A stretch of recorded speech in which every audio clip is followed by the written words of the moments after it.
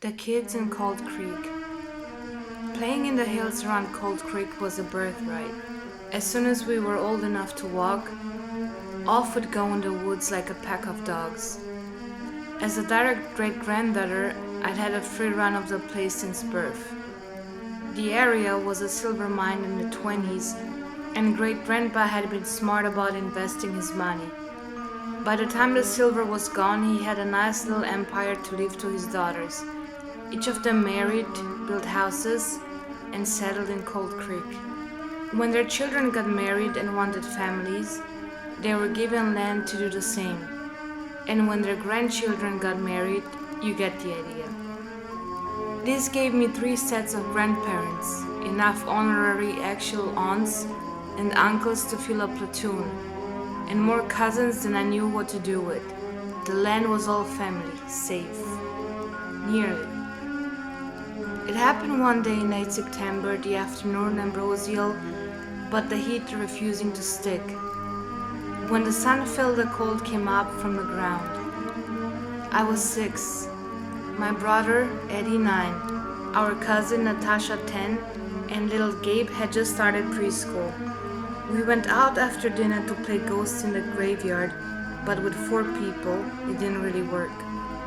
Gabe wasn't willing to go anywhere without hand-holding, and after a few hours of dragging him around, while Tasha and Eddie took turns raining holy terror, we got bored and migrated to Country Road H. It was the only publicly accessible road in Cold Creek. Country H was something to do at that age. Run along the shoulder until you see headlights, then bolt into the trees to hide. When our parents had played it as kids, they called it Escaping Berlin. It was like red light, green light, except, someone could get hit by a car. Stupid is as stupid does. I honestly couldn't imagine something bad happening. Gabe's little hands had clung to my shirt as we jogged. Gonna leave you, Tasha called. Gabe started breathing fast. Don't! She ain't gonna leave, I told him. But he already gone sprinting after her as fast as his legs would carry him. Too slow, she sang and disappeared around the curve. He panicked and with all the grace of a 4-year-old, snagged his foot and toppled. He immediately started bawling. I was deeply unimpressed but went to help. Eddie darted from the woods. June, you okay? It was already dark, but Gabe's face looked fine and his legs were the only thing bloody. Just skinned his knees. Tasha worked him up. Gabe was still crying and I got my arms under his to lift him up. It's fine, stop being such a baby. Not a baby, he snuffled. You're crying like one, I said, and that finally quieted him. Eddie ruffled his hair. It's okay, buddy. Gabe sniffled a little more. I want to go home. Andy and I rolled our eyes at each other. We were big kids. Pain didn't scare us anymore. Don't be such a killjoy, Eddie muttered. Jesus. Gabe inhaled sharply and completely forgot his hurt feelings. Bang up job, Eddie. The wind came in low, and my jacket didn't stop it from knifing right through. I stuffed my hands under my arm. Suddenly, going home wasn't a bad idea. I glanced to Eddie, but he glared back. I didn't bother suggesting it. Where Eddie went, I went. I was a faithful little sister. The wind was coming strong at our backs, which is probably why we didn't hear Tasha until she was right on top of us. Run! Go, go! Light hallowed her from a car coming on too fast, and terror grabbed me by the throat. Eddie sprinted sideways and I was a step behind, hand locked around Gabe's wrist to drag him into the woods. I barely had a foot in before the car blew past us. Rubber squealed and then we were in the woods with bellies to the ground. The car braked hard and screeched a U-turn in the road. The headlight swung over us like a searchlight. What's he doing? Eddie hissed. The engine caught, rattle shook, and kicked a low hum. It started creeping back towards us and Gabe made an awful noise. It kept on coming, hair rose along the nape of my neck. They saw me. Tasha moaned. Then they sped up. Who? I demanded. I don't know. The misery poured out of her. There were two of them in the windows. I don't know why. Shh. Eddie hushed and pushed at me. He urged us farther, and then I was shuffling backwards with Gabe. They'll go away, Tasha whispered, and then the car was on the shoulder. It was a rusted, rattling hunk of steel. The stink of rubber and burnt oil trickled in. Scrub brush had us partly covered, and the undergrowth started fast in the woods.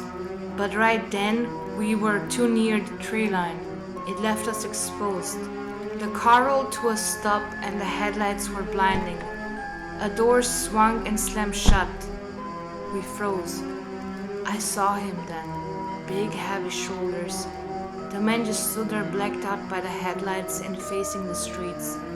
My heart hammered my ribs. You know, he slurred. Can see your eyes. Like fucking deer shining all big. He took a step. You soft inside too? Gabe screamed. I reeled up to my knees, brush lashing across my face as I yanked him up. Tasha and Eddie followed our mad scramble. In seconds we were sprinting into total blackness, the trees swallowing up the sky and ground behind us. I could hear Tasha panting and Gabe crying. There was a shout, branches breaking, footfalls. I tripped again, then almost lost Gabe when he hit something in the dark and ripped from my hand.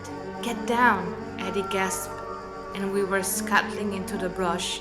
Someone yanked my hair, then my shoulder, and then dragged me under something that could have been a downed tree. Acid splashed up the back of my throat, and I wanted desperately to vomit.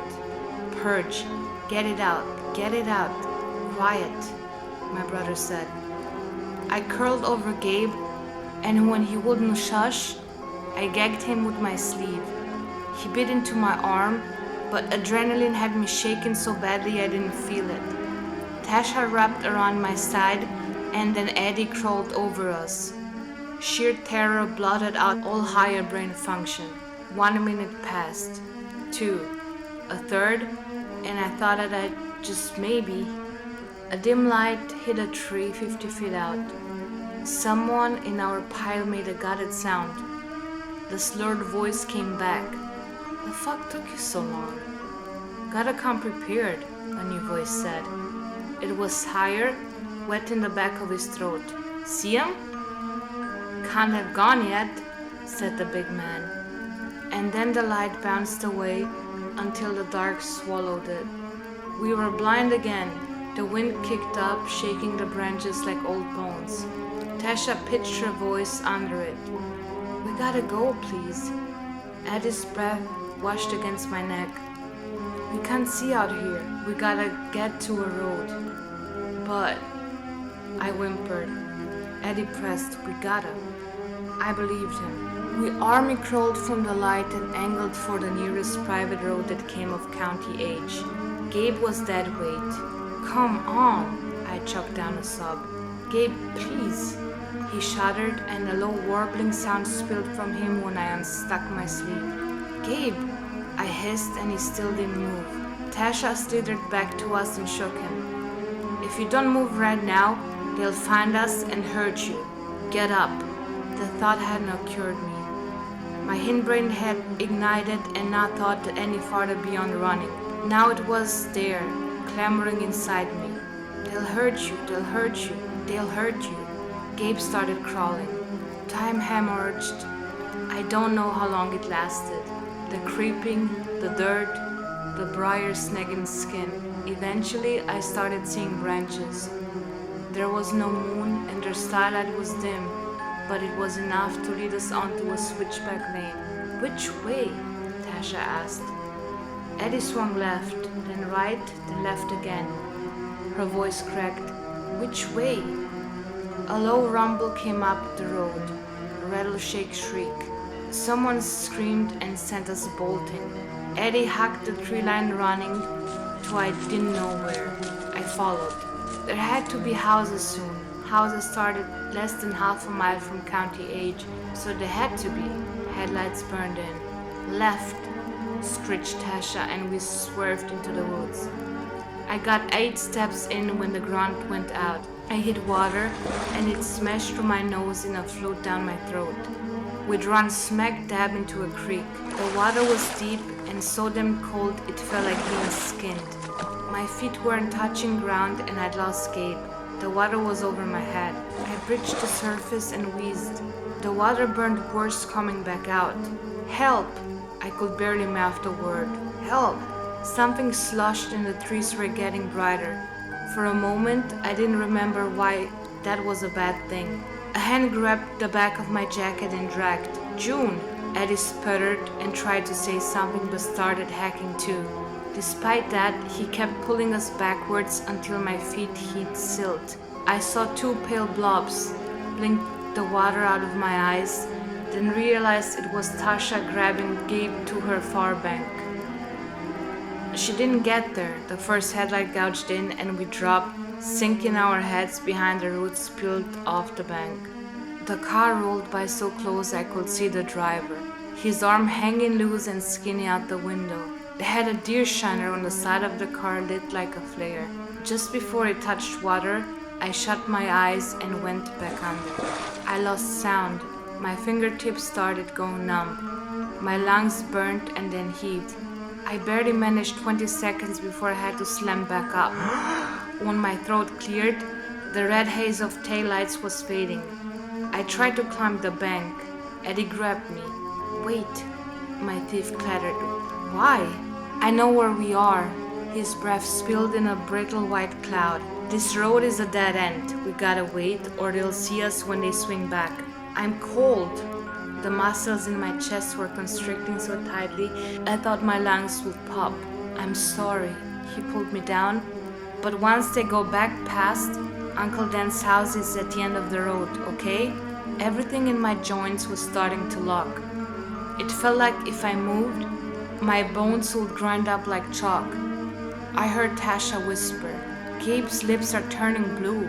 I moved. We piled in close and wrapped around Gabe like animals.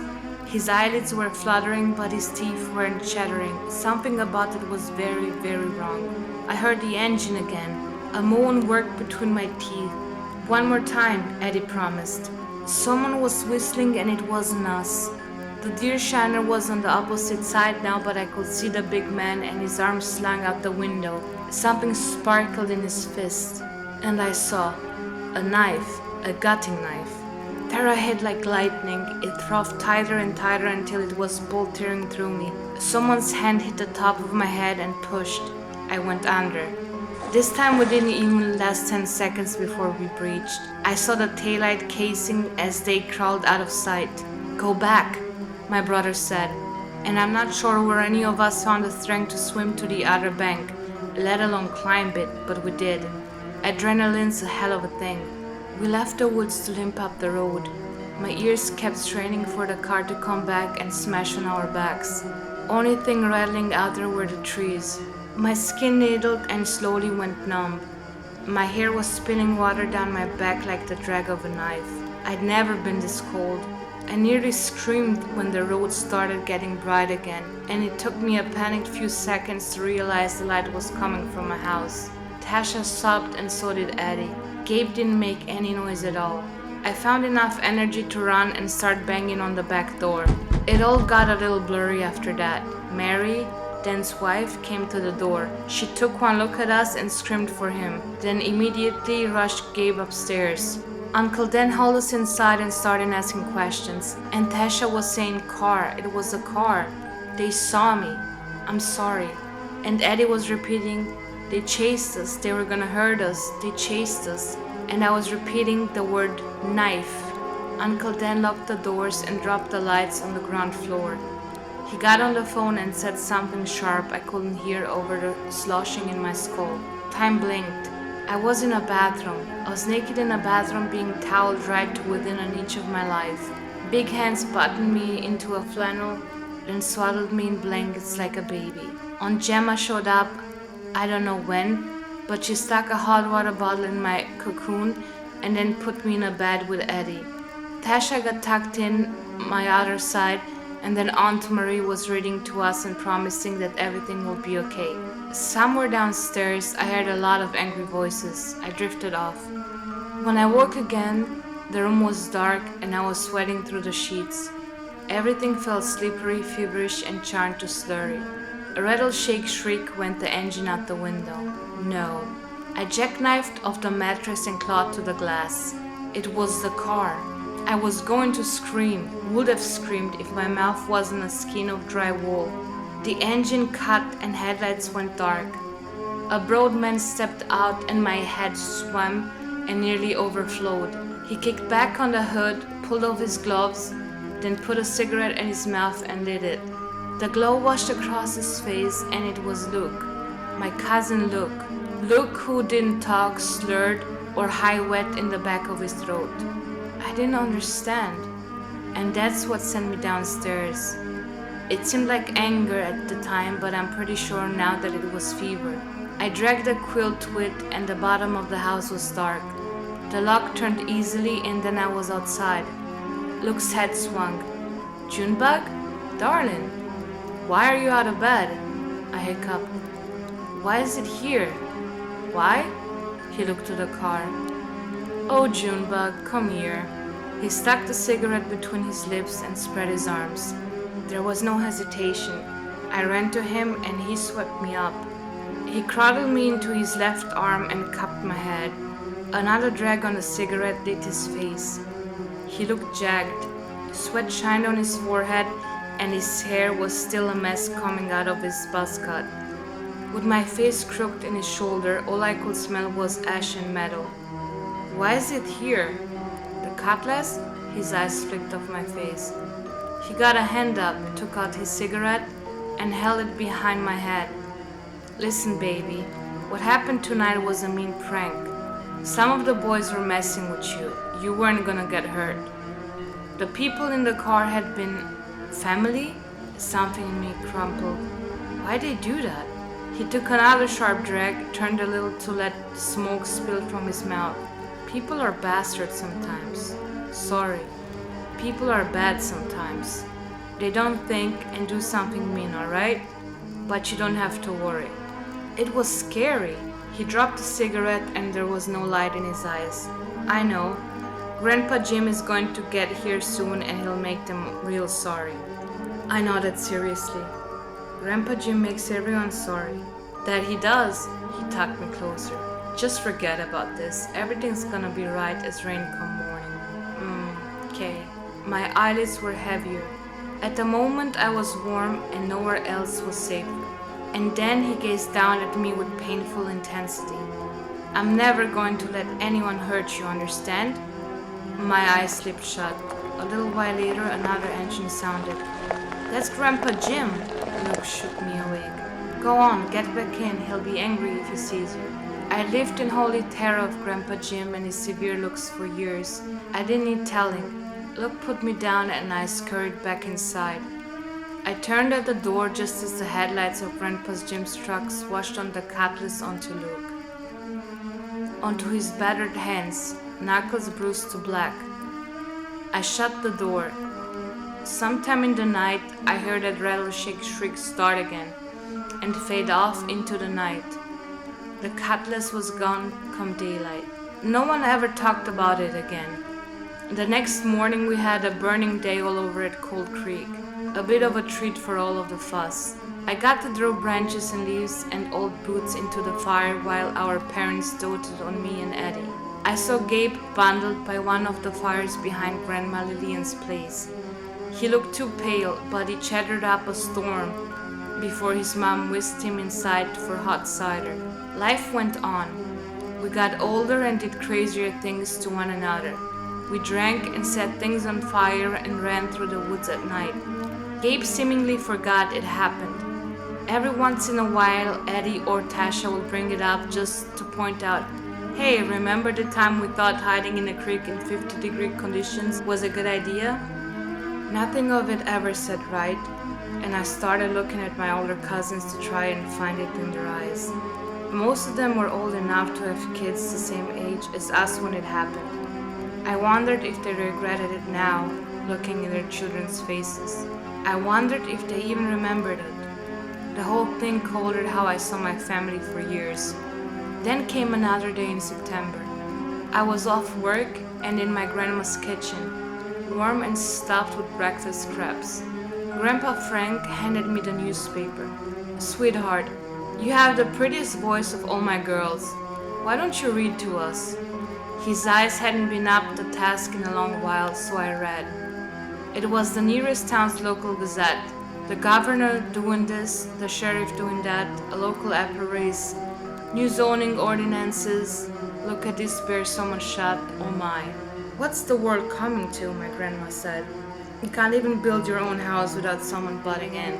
Grandpa patted her hand while Grandma insisted none of those awful ordinances would be coming to Cold Creek. No, sir. I didn't pay much mind.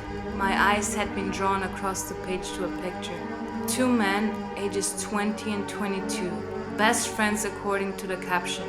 Hell raises here and there, but not a bad sort. It was the 15-year anniversary of their disappearance. It'd been a real bungle of a case. They'd been adults when they went missing, and the sheriff hadn't taken the family seriously until they'd been gone for 2 weeks. By the time people started looking, the boys were nowhere to be found. No leads had ever surfaced. The family of the older boy were pleading that if anyone knew anything to please call his hotline number. "We're still looking for him. We haven't given up. He's our boy." Local law enforcement was sure they were dead, or in Mexico, either or. I skimmed down and at the very end it said, "Both were last seen in a 1976 Cutlass Supreme. The body of the car was noted to be heavily rusted. If you have any information on this person's or vehicle, please place a call to..." Well, would you look at that? Something interesting, sweetheart? I dropped the paper and my entire world dropped with it. That night I'd been holding on so long, swelled with horror until it strangled me. It'd never been family. It'd never been a prank. Black woods and black water and the hook of a waiting knife. Jesus fucking Christ. I paused until my hands steadied. I picked up the paper. "No, Grandpa," and dimpled at him. Nothing to write home about. It occurred to me I needed to go be sweet on Grandpa Jim. That I needed to hug Uncle Dan. That I needed to kiss Luke hello. He brushed back my hair. "You sure?" I turned the page. "Very." He didn't ask twice and I didn't breathe a word. I was Cold Creek born and raised, a direct great-granddaughter. Someone had been watching my back since the moment I was born. As soon as we were old enough to understand, off would go in the woods like a pack of dogs. And after all these years I finally understood. Playing in the hills around Cold Creek was a birthright, and so was burying our nightmares in them.